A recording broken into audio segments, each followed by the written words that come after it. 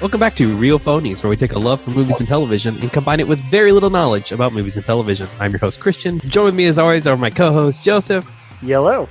And Jehu. I know, Joseph, you're excited for today's episode because we're talking about Invincible. Correct. If this were the show, I wouldn't have said that word, and the title card would have popped up. I know. I fucking love that. Oh, it's one of my favorite things. It was one of the ways that they sold me early on the show. Yeah, it's pretty inventive, all the ways they come up, to do it every episode. Yeah. But this show, based on a long-running comic from, I don't know, how old is it, Jehu? 15 years old? At least, yeah. I mean, it ran a good 10 years. So, and I think it's been out of publication about a year or two. So it ran a good long time. Kind of a quasi DC Universe style world. Yeah. About a young man named Mark Grayson who gains superpowers and learns a lot about his family, and things are not exactly what they seem. Amazon turned it into an animated show, and before we get into it, I gotta say I was impressed because I crap on everything Amazon makes. I don't even know. I don't crap on everything Amazon makes. I think Amazon does make some good shit. I just think they hate their own content so much that I was so surprised when the show, one, was pretty good, and two, got renewed for anything, because usually it's just drop it and forget it and fuck you for even caring. Yeah, they announced 2 seasons of this. They did. 2 more seasons.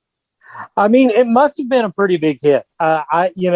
This has a lot of triggers in it of things that I usually fucking hate, and I have a real good time watching this show. So it's well done. So do we want to just kind of talk? You kind of hit it, the high level view of it, Christian, in that it's a story, sort of an origin story for Mark Grayson, who if we're counting it as a DC analog, is essentially just Superman's son. Who is just getting his powers and kind of learning about, becoming a hero and learning about the world of superheroes. There's also a lot of other stuff in there, but I don't think we can get into almost any of it without getting into spoilers. Well, what I was going to suggest as a format for this is I think we should talk about the first episode, non-spoilery, then spoilery, because that's when the biggest spoiler happens, is in the first episode. Sure. And then just talk about the rest of it all together in one lump. Sure. I did want to just kind of do a general overview for somebody who's hasn't watched it and might want to watch it, and why I think they should watch it. And I think it's important to note that this show is hyper violent. It definitely is. It's not for children. Yes. And here's the thing. Don't watch half of the first episode and think, oh, my kids can handle this. Correct. Yeah. Because it definitely does a thing where it's one show and then it's another show. And and you lead into exactly why I think that this is a really interesting property, because I feel like, there are kind of two minds about like superheroes that I think as a culture we've approached it with, and just kind of individually, I think we all come at it with, which is, the original, like golden era, silver era comic books. It's all about, here are just some cool people with cool powers. They're stories for kids. They're optimistic. They're hopeful. All these people are the best people who do the best things all the time. They're just the greatest people to like aspire to be. And I think that's what appealed to a lot of us, besides just, it's cool that they have powers, for sure. Like, no doubt about that. But I think, the message and the hopeful, optimistic nature is also a big part of the appeal of why those stories are so impactful. And I think, again, that's what I think a lot of the original comic books are written towards.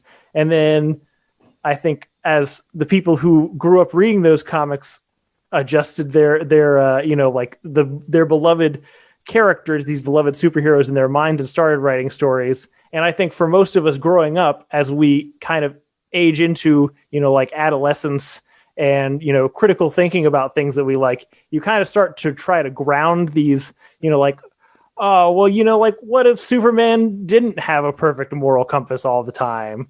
Or, like, just starting to add layers or facets of kind of realism into these stories that are, specifically designed to be fantastically non-realistic. What's the word you like to use? Escapist, I guess is the right word. And so I think kind of that thought process and that mentality had led to, probably like the 80s and probably a lot of now, where you get a lot of these, very, very dark, gritty, cynical superhero stories where it's like real life. And what if real people with real problems had real superpowers and used them in ways that may be kind of morally ambiguous because they're just people, which I make it sound stupid. But I mean, I think that's totally legitimate. I think it's totally legitimate to like explore those stories. I think there is value in them. I have enjoyed several of them. I think there's plenty of a market for them. And the interesting thing, and this is where I'm trying to get to, and thank you guys for sticking with me, is that I think right now there are stories that cater to the first category, and there are stories and media and TV, movies, whatever, that cater to the first category, and ones that cater to the second category right now that you can choose from if you like either one of those things. This is the first thing I've ever seen where it's kind of having that conversation in the story. Where those two kind of ideologies about what superheroes are and that like discourse is a part of the narrative of the story, which I think is super fascinating. And I feel like is like 100% geared to us on this podcast. Yeah. What I felt like watching this would be like, I feel like it's an outward kind of perspective on superheroes, like how Watchmen is, but also a good superhero story where I don't think Watchmen necessarily is. Like Watchmen is just the pessimistic viewpoint, right, on comic book culture. And that's the thing. Like again, I'm not shitting on Watchmen at all. I mean, you can shit on Watchmen if you want. I think that's there are I like it. Right. I think that story is good. I think there are people that want that story, and I think it's totally valid to have it. This is just, I think, more. It's an original take. It's a direction I haven't seen before. Yeah, because it also has kind of the youthful, hopeful optimism of superheroes in it as well. Like it's both, to me, like both a classic kind of superhero story while also having the upper echelon overview kind of viewpoint critique on superheroes as well. Yeah, I would say it's like Mark is a character living in a deconstructed superhero world, but is trying to have like an optimistic view of like superheroes, right, like, yeah, I'm super over like deconstruction and like how would superheroes really be in the real world sort of thinking. I don't really think that's how superheroes speak on the real world. They speak on the real world through like metaphor and analogy. But so, like I said, there was a lot about this, particularly when we get to the twist that I was set to fucking hate, but I enjoy. And I should say this also. I read the comic for a little bit and I enjoyed the comic. I mostly tapped out on it because Robert Kirkman has a very decompressed style of writing. So I just didn't feel like I was getting bang for my buck, even though I was enjoying it. And I just thought, well, at some point there'll be a way where I can just read this all for cheaper. And, instead we got an animated series, which, 8 episodes, I think very consumable. Right. Yeah. Yeah, totally. What's funny to me about Robert Kirkman specifically is I feel like his messaging is very similar, like Frank Miller, but it takes him 400 times the amount of words. Right. Totally. One thing I wanted to say before we really get into plots and stuff like this, one of the things I harp on a lot is that, comics aren't just the stories that the writers tell. They're the stories that the writer and the artist tell. And usually the artist's vision, really not a lot of it gets to the screen unfiltered. This is unfiltered. This looks like that comic.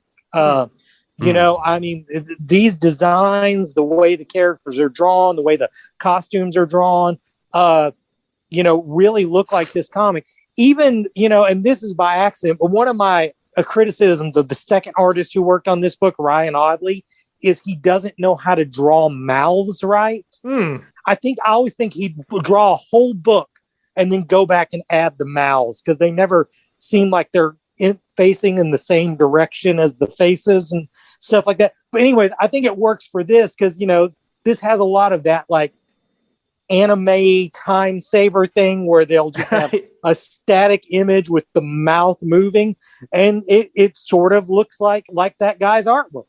Well, look at that. Yeah. Something to appeal directly to Hurt. Something to appeal directly to me, purely by accident, I'm sure. Possibly, yeah. You know, what's interesting is it took me a while for the look of this show to grow on me, but by the end of it, I really, really liked it. Same, yeah. Well, also, where it's just so bright and colorful, it really does jar you when something like, horrible happens, you know. And in a lot of ways, like when something horrible would happen in Zack Snyder's Justice League, like you're looking for it because, like the main color is black. But man, when somebody's face explodes in this, it's jarring. And so since I'm still a little bit in pitch mode right before we get into, digging into kind of the first episode and the spoilers thereon, like I said, I think the main appeal of this to me, besides the fact that it looks great, the voice cast is incredible. The voice cast is almost distractingly good. There's just so much. I wrote down a bunch of them. They got Stephen Yeun as the main character, J.K. Simmons as this version of Superman, Omni-Man, Sandra Oh, Zazie Beetz, Walton Goggins, Gillian Jacobs, Zachary Quinto, Jason Mantzoukas, Clancy Brown, Mark Hamill, Mahershala Ali, Seth Rogen, Jonathan Groff, Jimon Hansu. Fucking everybody's in this. I missed so much of this show looking at shit on IMDb. IMDb before I remembered. Oh shit, this is Amazon. Amazon does that for you. It's on screen. Yeah, it's literally the greatest thing they've ever done. It is totally. But yeah, I think the story itself is good enough for anybody who hasn't seen it to jump in if like superheroes and kind of new ways to tell superhero stories are your thing. But I just think like the universe is really interesting, and even like it's mainly Mark's story, but like all the main side plots and side characters, I also think are really fascinating.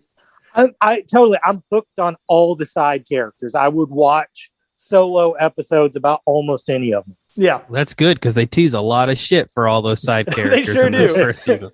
So yeah, let's dig into let's get into the very first episode where we talk about it's Mark. He's a teenager who after a long time of almost thinking he might not get his powers, first starts getting his powers, and it's kind of like almost the Sam Raimi Spider-Man montage of learning how to be a superhero, except in this case, he's got a dad that'll teach him how to do it the right way. And that dad is J.K. Simmons, which is also great. And he seems like the best dad. Yeah.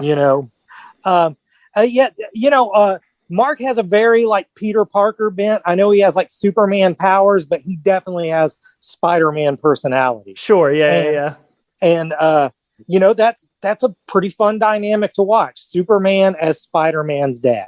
And I can't remember if is there anything besides the broad strokes of note in this episode until we get to the end credits of it. Well, I mean, we should say that we meet, a group of characters that are obvious Justice League analogies. And when this comic launched, that was pretty common. It seemed like a lot of what people were doing with their creator-owned shit, was to say, well, I want to tell a cool Superman story, but I don't want to give DC any money, so I'll just make up my own Superman. And, that's what this seemed like it was. And I feel like if you're watching this episode without digging into information, that's what this will seem like this as well. Yeah. I do, out of curiosity on that note, Jahil, maybe you can answer this. There's a lot of DC characters ish, models in this.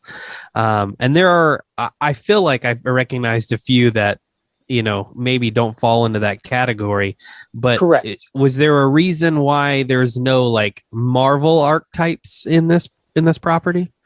I mean, I think probably just because it's an easier hook with the DC superheroes. Like it's very easy to show someone and have someone realize, hey, this is a Superman ripoff. So that guy standing next to him in the dark cape is probably a Batman ripoff, and so on and so forth. But who's the fish guy? What's he an analog of? I guess there is maybe, a spoiler with Robot later on where you could maybe make an argument that it's kind of a Marvel character possibly. But I was just curious. I feel like it would be a good opportunity to kind of mash some of those things up head to head in this. But I suppose that's not really the point of the show. I agree. I think it would be nice to see, like you could do your own Marvel versus DC in there without, having any of the rights to any of those characters. Yes. So I realized we forgot to say this before we got into this episode. We haven't really gotten into anything, but I would say from this point on, spoilers, if you haven't watched the show and you want to watch the show, I think you should watch the show. Be warned, from here on out, it will affect the rest of your viewing experience, probably. Definitely, if you're thinking of watching this, stop it, watch it right now, or at least watch the first episode right now. Yeah. And then stay past the first credits. Yeah. Credit thing. Right. I mean, well, okay, getting into spoilers, this is the spoiler right here.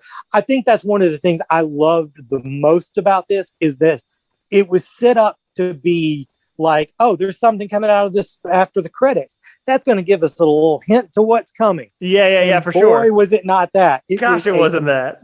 It was a fucking NWO chair shot to the fucking head. It was a heel turn. The interesting thing to me about this, there are a lot of interesting things to me about this, is when I watched the show, I just before this watched the Justice League Dark Apocalypse movie, which is functionally the same thing, where the Justice League has a bad plan in some alternate, it's in the Flashpoint universe. It all goes awry and they all die horrible, visceral deaths. And I didn't give a shit. And I love those characters, but I felt absolutely nothing watching this. This fucked me up in this Omni-Man coming in and just brutally murdering these people that we've only spent, seconds of screen time with each one of them. Right. But already I cared more about them and cared more about them living than any of the DC characters that I've loved my entire life. Right.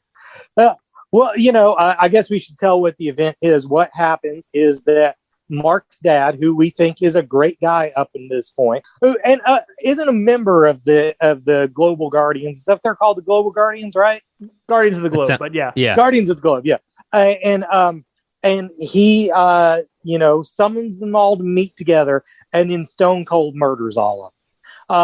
It's more of a battle here than it was in the comics. In the comics, it lasts seconds. He just destroys them. And I think this worked better in film because it's troubling to watch. It is troubling. I did have a question, and Jehu, I know you didn't read a lot of it and it's been a long time, but how quickly does that happen? So that's what I wanted to ask you. Is my understanding in the comics is it's later than what happens in the show. Is that correct?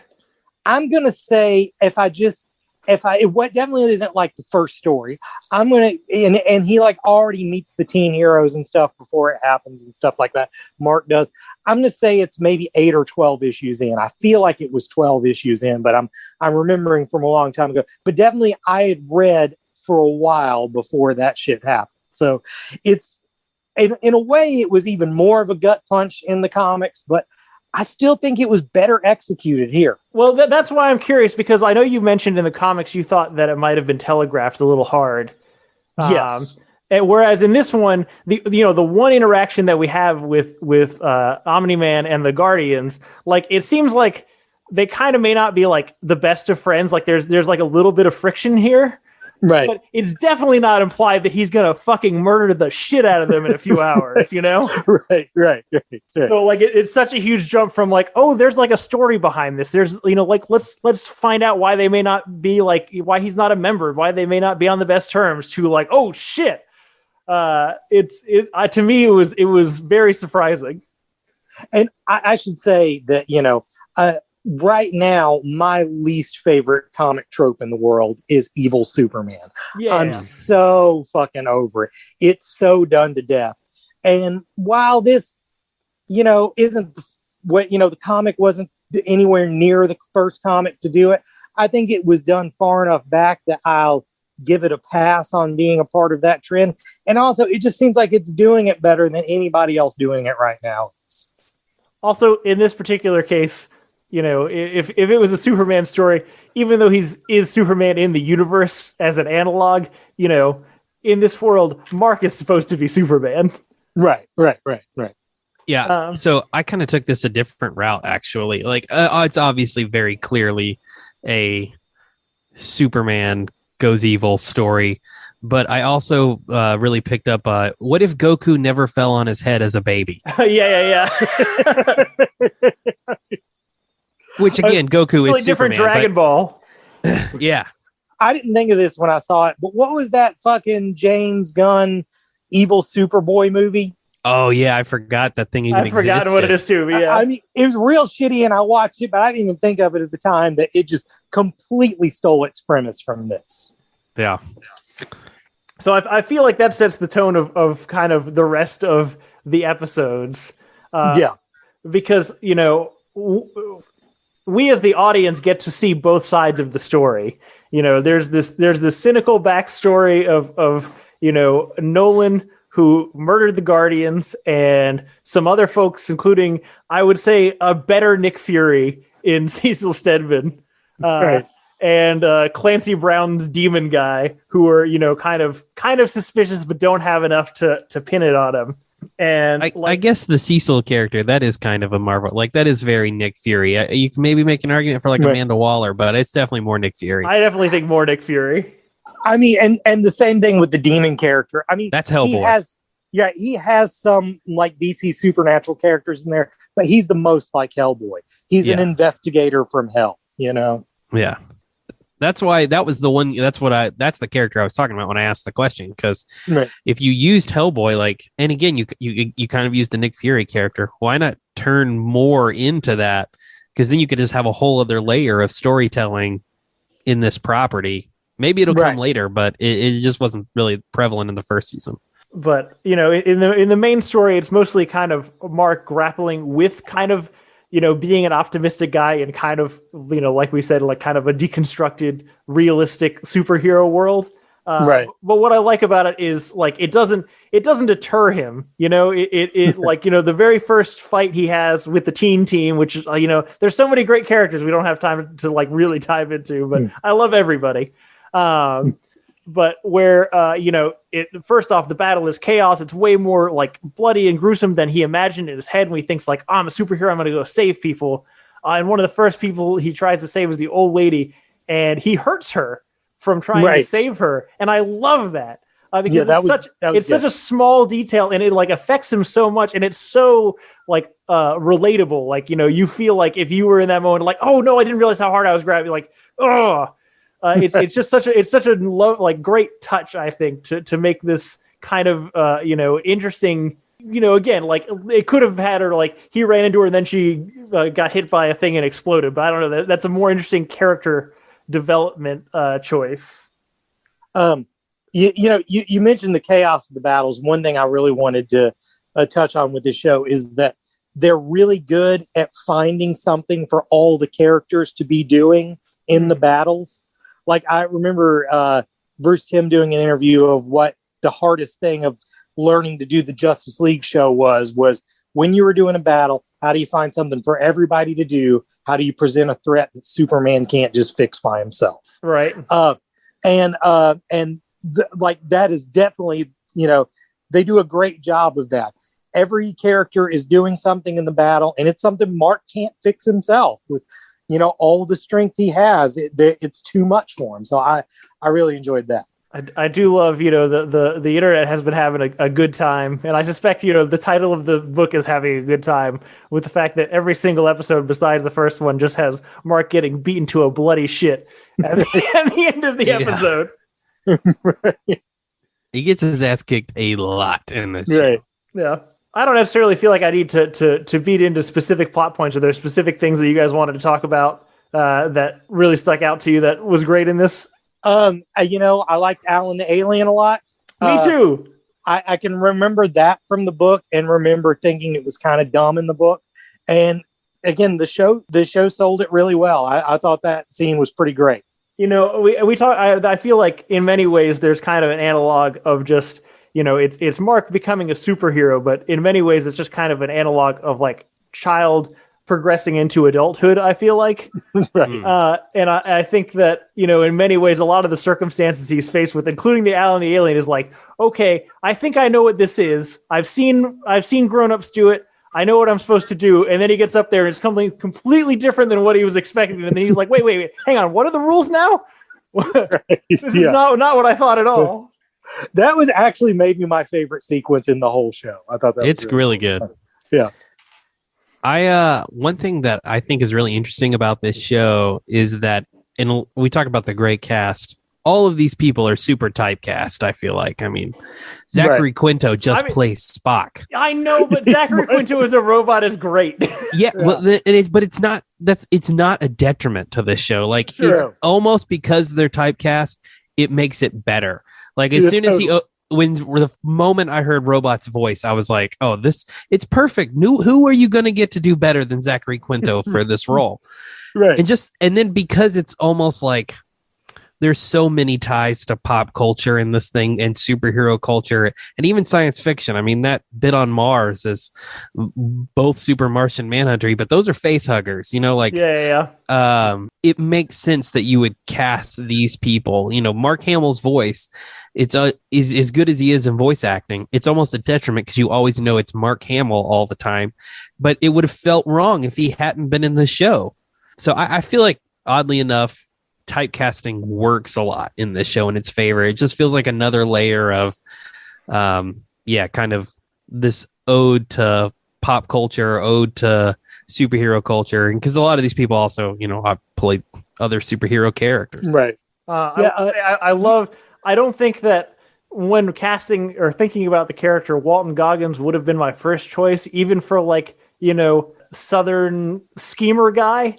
Just because traditionally he's got a much bigger personality than I think Cecil has in this show. But fuck, he's great in it. I love him so much. He is my favorite character. Christian, you said about the pop culture and thing and stuff like that. I didn't even think of this till you were saying that, but there's this other YouTube channel I've mentioned before on here called Cartoon Escape, and they one of their big things is they sort of like take to the defense of the early Image stuff. And one of the things they describe it as, I think, is like, well, what those guys were doing was those guys were just like kids taking action figures and mashing them together. And I think this is like that, but with a good story. Like, it's just like, hey, wouldn't it be cool if facehuggers showed up? But also, but let's make it cool, I don't have much else. That's fine. Well, the big thing that I wanted to talk about outside of, kind of the original, the main conflict arc that we're building to, kind of, again, this idealistic superhero world versus, the deconstructed, more cynical one, is because, a lot of the story is, Mark learning the realities of the superhero world and kind of struggling to hold his ideal of what he thought it was going to be while also living in this actual world.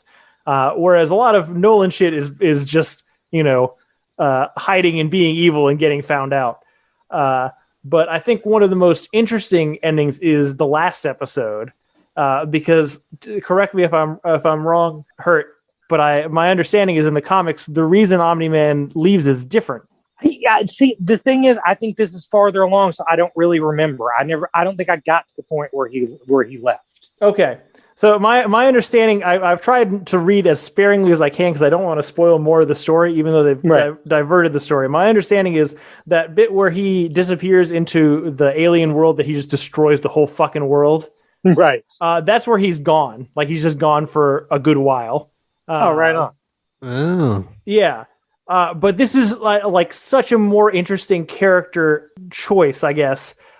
Because to me, this is something that Hurt alluded to, I think, at the beginning when he was talking about, kind of the roteness of these deconstructed superhero stories, is a lot of the time the story or the beat is, there's an optimistic character like a Mark in the universe that, does not conform in any way to what his ideals and hopes and optimism, the world is directly out to get him.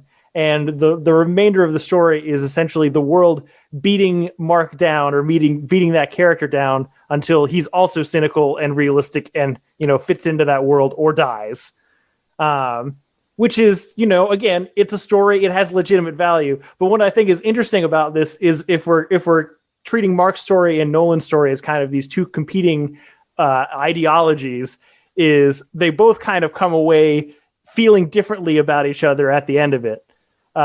Because absolutely, one of the things I like about Nolan's kind of like breakdown at the end when he's fighting Mark and trying to explain to him why he should come to his side is, to me, for the most of the story, Nolan's motivations have been really opaque. We've seen Nolan from the outside, but we haven't really gotten, his inner monologue. But to me, it feels like almost he doesn't fully believe all the things that he's trying to sell Mark on. And so he's just trying to sell them harder.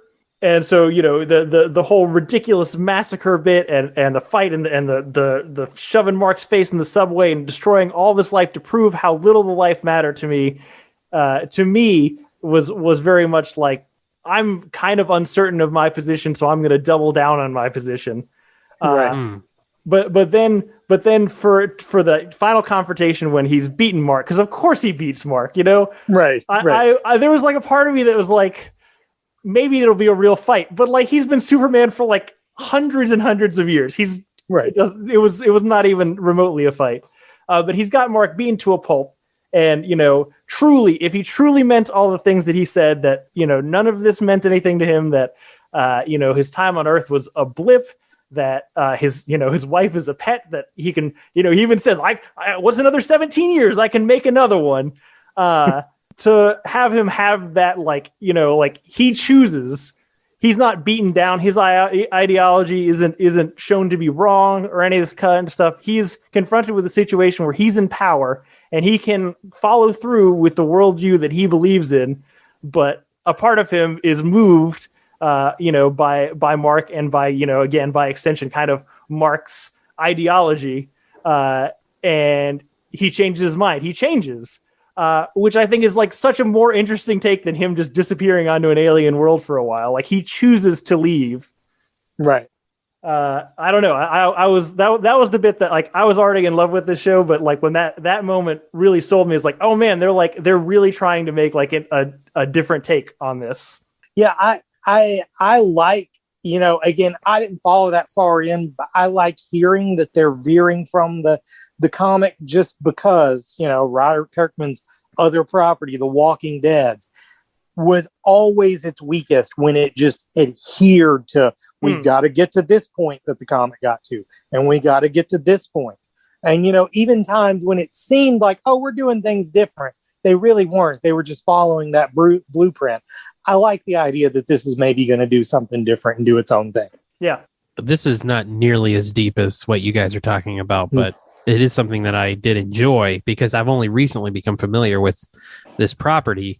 And again, maybe I'm wrong, but it really felt like, especially the teen unit was far more inspired by Doom Patrol than it was Teen Titans. And I think that's a great decision. Yeah, totally. Yeah, I love that. I agree, totally. I hadn't even thought of that, but that is a great point.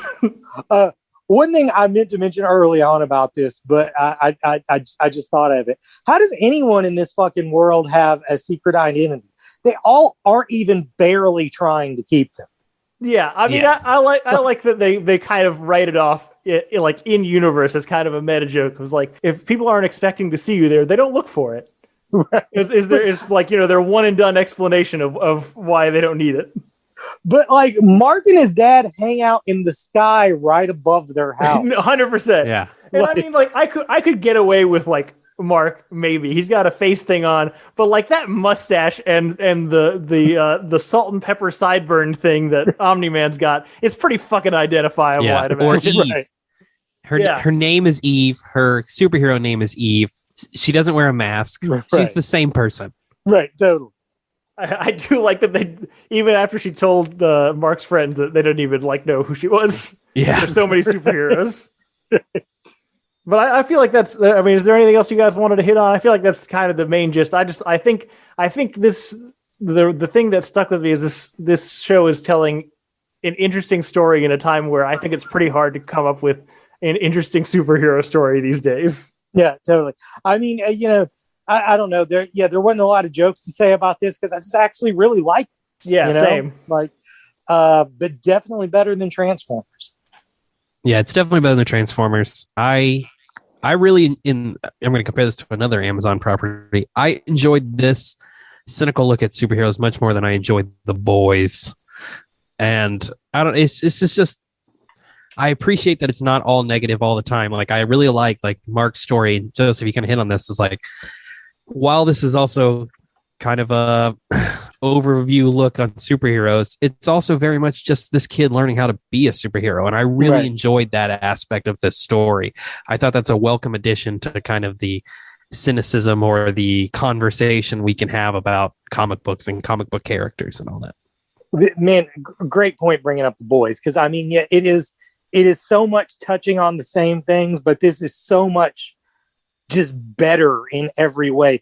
Really, it just makes me think that, man, we should be doing more animated superhero science fiction comic book stuff. Like, it's such a good format for doing that stuff, and we're just so hung up on doing live action shit, that I would much more, I'd rather see 10 more series like this than whatever shit DC Warner is going to put out over the next decade. I agree with you, Christian. I think one of the things that sets it apart is I don't feel like it's using its R-rated material, if I can call it that, just to be R-rated material. I feel like minus some of the violence, I would say sometimes they stick in about one quote unquote shock violence scene per episode. And I don't think they all land, but I would say most of the time when they're hitting you with the extreme violence, it like a narrative point, and I think it is effective in the storytelling. And they don't just lean on sex and fucks and gruesome shit just to do it. It's usually like for a narrative purpose, like The Boys often does. Like yeah, well that is what I was saying. Yeah, of course, this isn't a show for a 14-year-old. Man, if I was 14, I would fucking love this shit. Yeah. Like, how lucky are 14-year-olds who have this?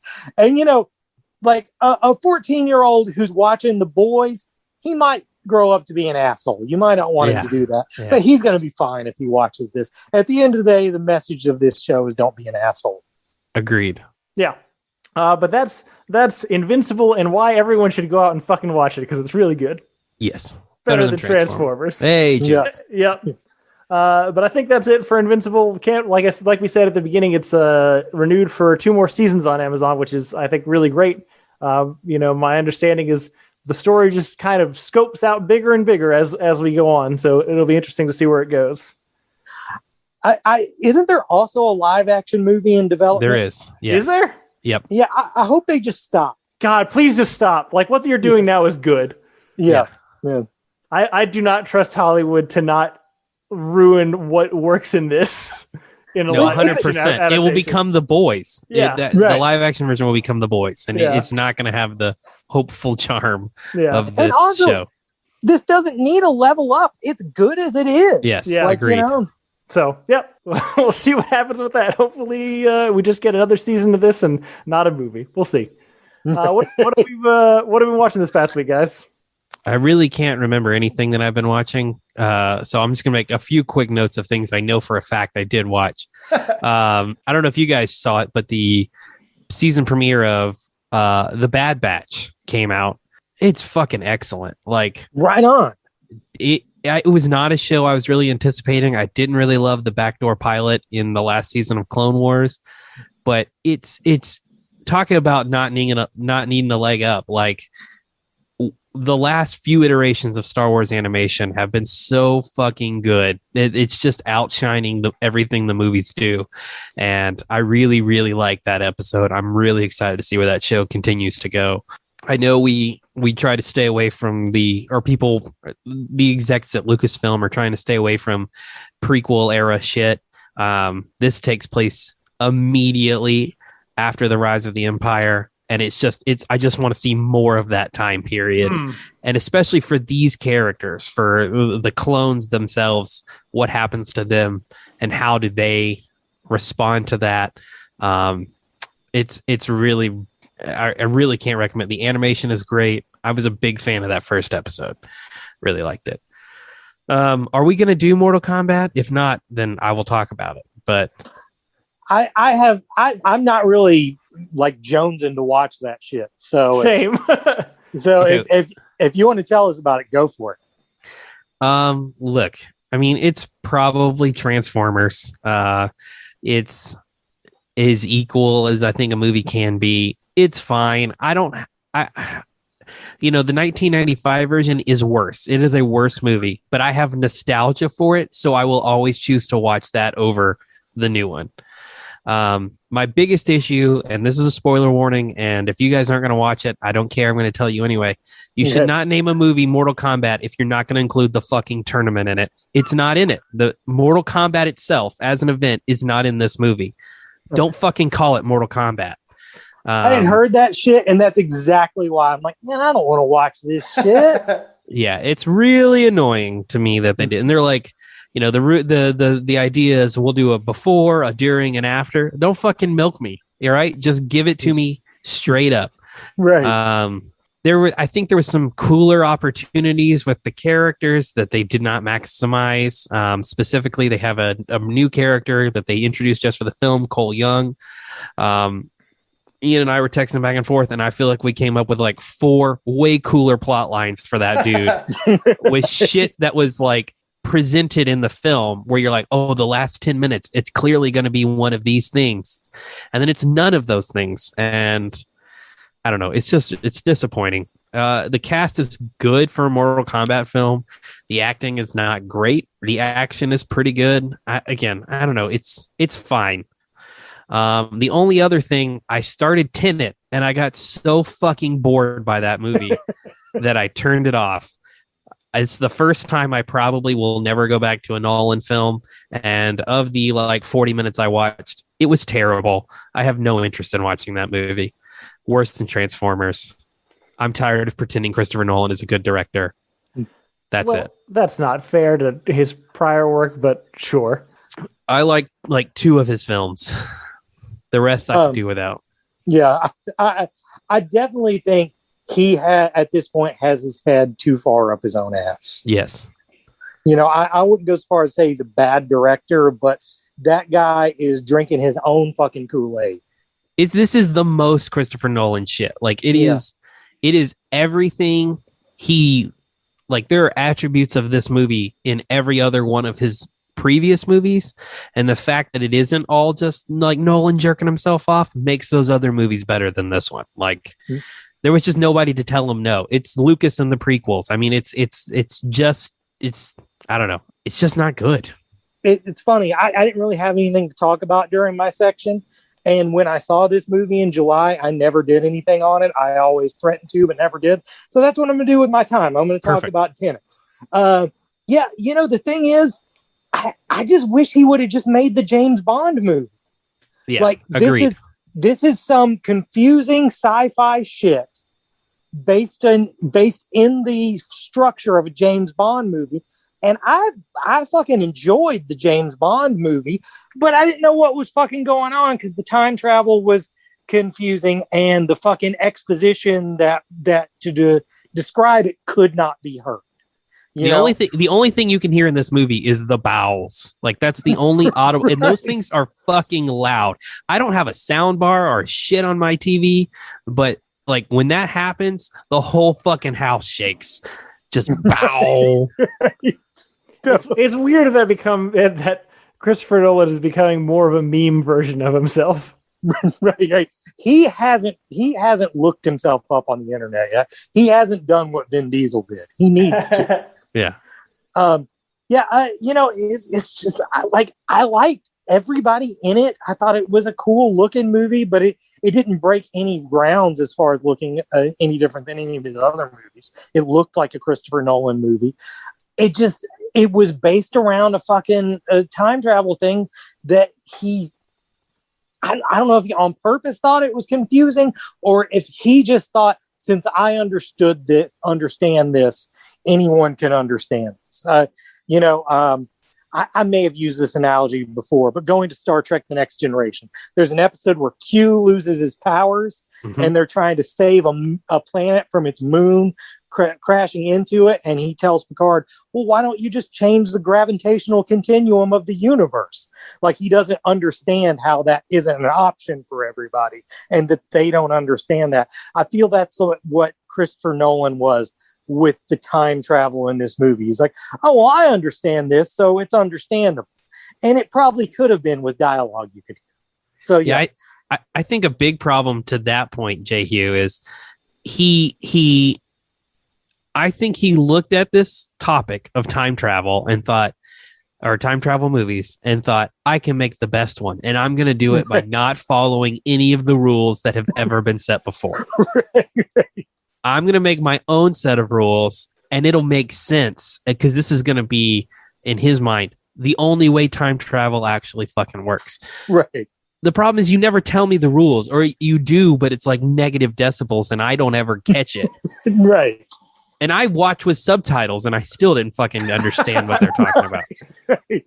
And the thing is, everybody, talks about, oh man, his movies are so confusing. You really got to pay attention. But like, I have no problem following Inception. I have no problem following Memento. I have no problem following Interstellar. Like, those movies have very cause and effect plots. They make total sense. This movie did not to me.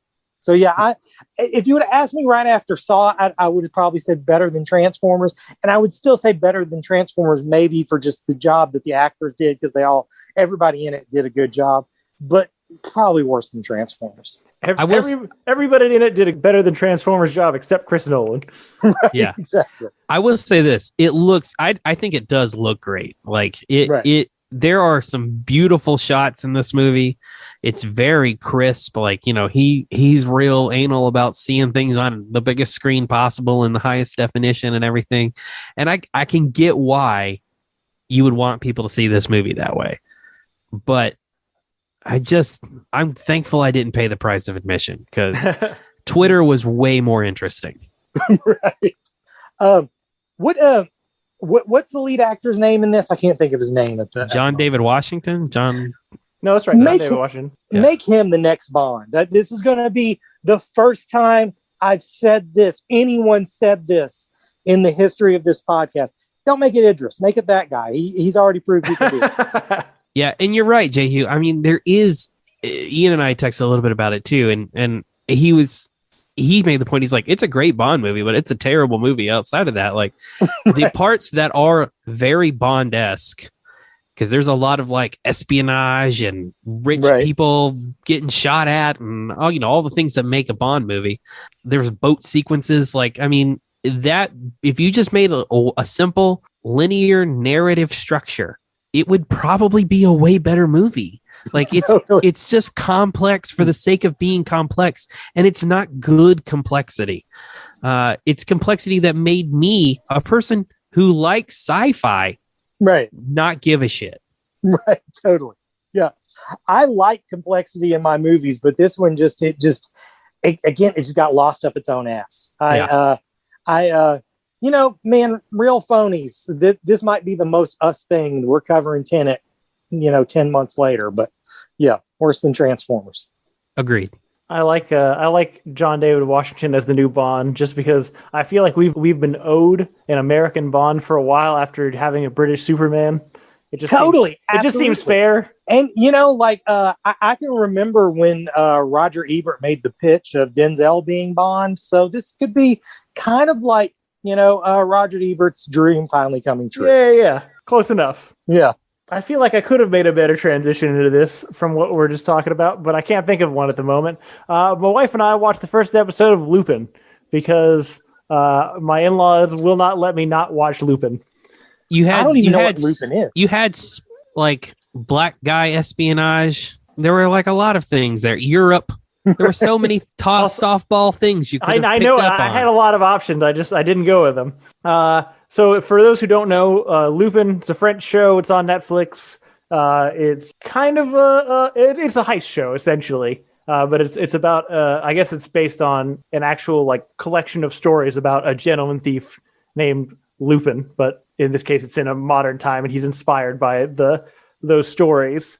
It's made by the same guy who made Now You See Me and Now You See Me Too, right? Which are the very definition of a category of movies that I describe to people as movies that are better on mute. in the sense where for the Now You See Me movies, I think visually it's really interesting, like what's going on, but the explanation of the people in the dialogue and the exposition of like explaining how things are connecting between scenes makes those scenes worse than if you just saw the scenes and then your brain put something together that you thought would make sense. And I will say one episode into Lupin, it's a similar vibe. Yeah. It is. It's really like, it's really visually arresting. I think they do a really good job of like, it feels like the visuals feel like a magic trick, which I think is good. It's cinema. I think that's, I think that's perfectly okay. The problem is everything that's in between and everything that's written on a page that someone has to say, that's terrible. So I I don't think I can convince my wife to watch the rest of it on mute, but I genuinely think it would be better. I'm going to give it at least another 2 episodes. I don't think it was bad. I think it's definitely shorter than Transformers. Right. And it's the perfect kind of like, if you turn your brain off just enough, it's a pretty good time. So I'll probably give it another couple episodes. Also, My Hero Academia is back, which we could have watched some of the new episodes, and we did watch a few of them, but instead of that, the wife and I went back and rewatched the tournament arc from My Hero Academia because tournament arcs are the best. I think it's something that comes up on this podcast a lot, and I think it might be our divine duty to find a way to make tournament arcs work in a movie format. Because if we could crack that, we'd be fucking rich. Nobody else seems to be doing it. We seem to be the only people that have a problem with it. It seems like it's our responsibility to make this happen. Again, going back to Mortal Kombat, it's a movie about a tournament. I know. That they decided not to include exactly the what tournament. Reminded me of it. Yeah. Right. They decided that was the part that didn't work. Yeah. Like say, okay, we can make everything else work. We just can't make the tournament, but it's about a tournament. Yeah. But nobody will notice that. Of course we notice. I just feel like Christian and I, and probably some other folks' knowledge of anime, which has weaponized, I would argue, the tournament arc to its highest potential. I feel like we can do better. Right. Yeah, well, when you give me Dragon Ball at the age of 6 years old, like I'm gonna be conditioned to think everything should have a tournament in it. So and it should, and it should. Damn it! But anyway, that's all I've been watching. I did have one quick question for you. Yeah. Sorry, Hurt. You can tune out for a minute. Are you current on Critical Role? I'm one episode behind. That fucking robot is definitely the big bad of Campaign 3. Is all I'm saying. That's a fair point. That could be. There will be repercussions for sure for that. I think so too. That's it. That's good. Next week, I don't think we're doing Mortal Kombat. So we'll have to come up with some other kind of content to give to you guys, but we will be back with something for sure. I was going to say we could do good tournament movies, but I think we just decided there aren't any. We can just talk about bad tournament movies. I mean, how many tournament movies are there? I don't know. I mean, Enter the Dragon's good. That's true. I mean, it's the queen mother of tournament movies, really. Yeah. It's maybe not exciting by today's standards, but it's a solid movie. Yeah. Wait, I don't know. Is Enter the Dragon the one with Chuck Norris? Is Enter the Dragon with the one with Kareem Abdul-Jabbar? I believe it's the one with Kareem Abdul-Jabbar. I love that one. I think Chuck Norris shows up in a different Bruce Lee movie. Okay, yeah. Those are the only two that I've ever seen. He gets the footprint to the chest. Yes, I fucking love that shit. That's the one that he died before it finished, I think, and they just kind of cobbled it together, and it's still a really good movie. Right. I just want to throw this out there because it's a fact that's been in my brain since you mentioned the name Lupin.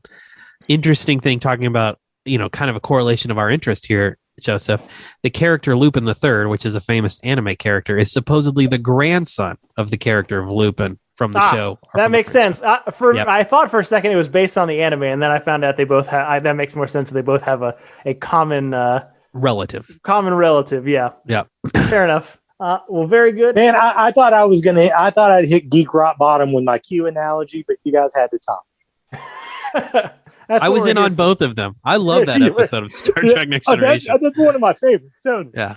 I think that's it for this week. Again, join us next week. We'll have our normal shit for you. It doesn't really matter what we talk about, does it? Maybe it does. If it does, tell us at realphonies@gmail.com. Tell us any other episode suggestions, movies you want to talk about, genre films, anything. Hit us up. But in the meantime, thank you guys for listening.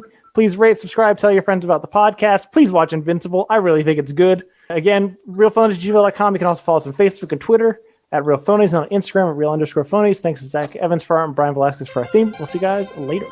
Later.